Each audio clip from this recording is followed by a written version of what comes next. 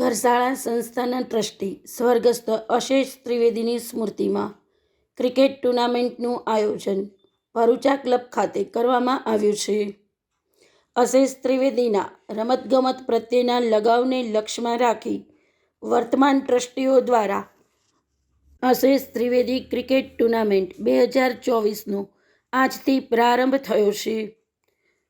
ટુર્નામેન્ટનો ઉદ્ઘાટન સમારોહ દીપ પ્રાગટ્ય સાથે થયો હતો. વર્તમાન ટ્રસ્ટી શ્રી હિતેશભાઈ વ્યાસ અને કેપીએસના શ્રી જીતેન્દ્ર પાટીલે આયોજન વિશેની પ્રાસંગિક વિગતો આપી હતી. ટુર્નામેન્ટના પ્રારંભે ઘરશાળાના ટ્રસ્ટી શ્રી મુકેશભાઈ જોધવાણી, અમિતભાઈ લંગાળિયા અને ગૌરવ શેઠે પ્રાર્થના રજૂ કરી હતી. બાદમાં ખેલાડીઓના પરિચય સાથે ટોસ ઉછાળી ટુર્નામેન્ટને ખુલ્લી મુકાઈ હતી. ટુર્નામેન્ટમાં 12 ટીમો વચ્ચે સ્પર્ધા થનાર છે.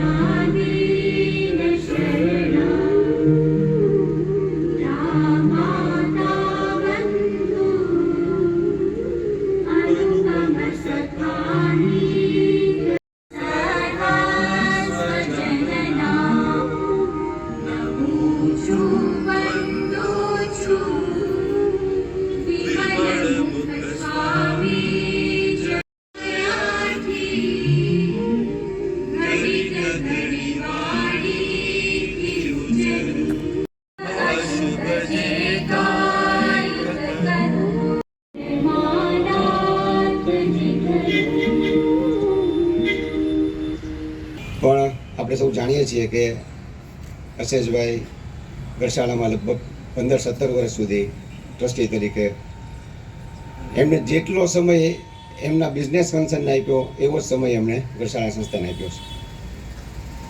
અને અત્યારે અને સેકન્ડ ઇનિંગ શબ્દ હાલે ને, ઘરશાળા એની સેકન્ડ ઇનિંગમાં એન્ટર થઈ સૌથી વધારે એને જો વેગ આપ્યો હોય તો અશેષભાઈ એમાં મહત્વનો ફાળો રહ્યો છે. એમના અમે બધા મિત્રો બેઠા હતા, એમનું ઇકોનોમિક્સ, એકાઉન્ટ્સ, સિક્યોરિટીઝ બધા એમાં, પણ એમના જે ગુણ હતા ને એ એટલું સરસ કામ કર્યું. કોઈ દિવસ એમને કોઈ તરફથી કાંઈ સંસ્થામાં વાંધો નથી પડ્યો. ને કે સંસ્થા એટલે એમ કહેવાય કે ભાઈ પકડાટનું ઘર, ત્યાં ભેગા થાય એટલે અલગ અલગ વિચારના માણસો આવે, અલગ ચર્ચાઓ થાય. પણ એક વખત ટીમોએ ભાગ લીધેલ છે અને લીગ કમ નોકઆઉટ બેઝિસ ઉપર આ ટુર્નામેન્ટ રમાડવાની છે. 4 ગ્રુપ પાડેલા છે. 4 ગ્રુપની અંદર 3 સ્કૂલોનો અલગ અલગ એક ગ્રુપ બનાવ્યું છે અને જે ટીમ એ ગ્રુપની અંદર ટોપ થશે એની સામે 4 ટીમ બહાર નીકળશે, એટલે સામસામી સેમિફાઇનલ, એ નોકઆઉટ અને ફાઇનલ. ભાવનગરની અંદર KPS, Gharshala, Gyanguru, Gyan Manjari, silver bells, Dakshinamurti, saint Mary's, saint Xavier's,